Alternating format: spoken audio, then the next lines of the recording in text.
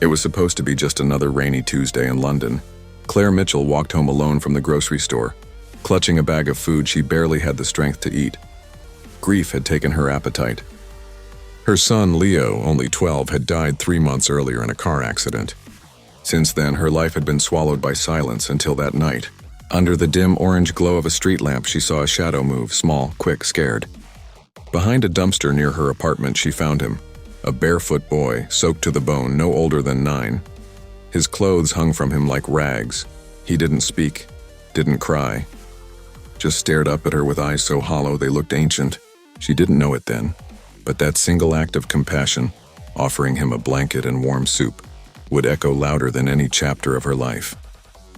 Because 15 years later, that boy, now a man, would give her something she never thought she'd feel again: a home, a family, and a love deeper than blood. Claire had no plans to become anyone's savior.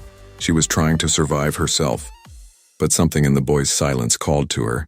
She brought him in, fed him, dried his clothes, gave him a name, Adam. He didn't speak for days, but he never ran.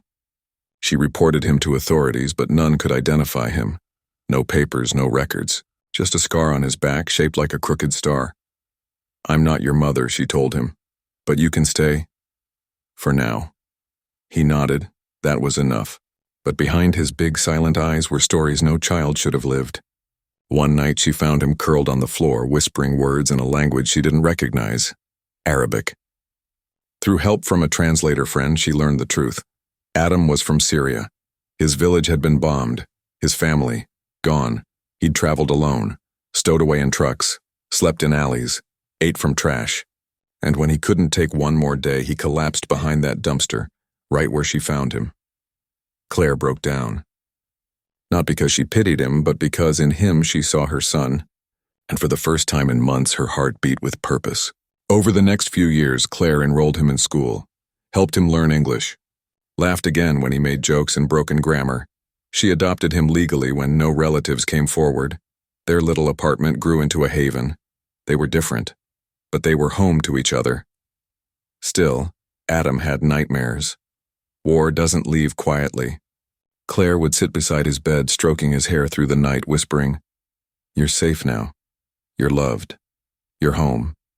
He'd never say much in return, but his arms would wrap around her tightly, and she knew he heard. At 18, Adam stood on the small stage of his high school graduation. Valedictorian. He turned to her, eyes shining. "I came here with nothing, but I leave this school with everything. Because one woman decided I mattered.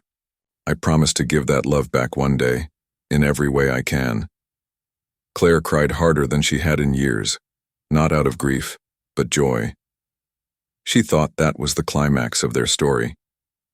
She had no idea the best part was still to come.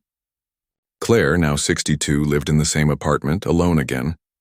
Adam had gone abroad to study architecture.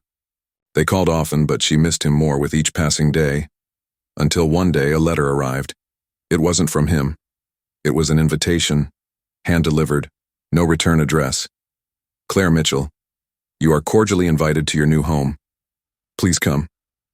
A plane ticket was enclosed, no explanation. She hesitated, then remembered that night, the rain, the boy. She boarded the plane. When she landed in Santorini, Greece, a car waited for her. Silent driver, no words, just a soft smile. They drove up a hill, to a white stone villa overlooking the sea. Claire's breath caught. She stepped out. The sun hit her face.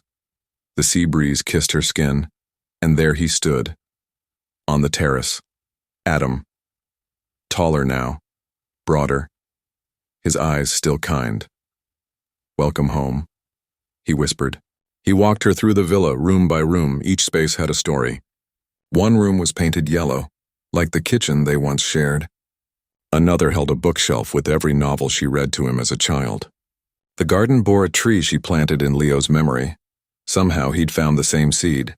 And on the living room wall, framed in gold, was a drawing she once made of their dream house, a childish sketch. He'd turned it into reality. "I designed this for you," he said. "Every stone, every flower. You gave me love when I had nothing. Now I want to give you the peace you gave me." Claire couldn't speak. Her heart was too full. That night, as the stars blanketed the sky, Claire sat on the terrace and found a letter on her pillow. It read, "To the woman who saved my life. When I had no voice, you listened. When I had no name, you called me yours. When I had no family, you became mine. This house is just a symbol of what you built inside me. I love ye."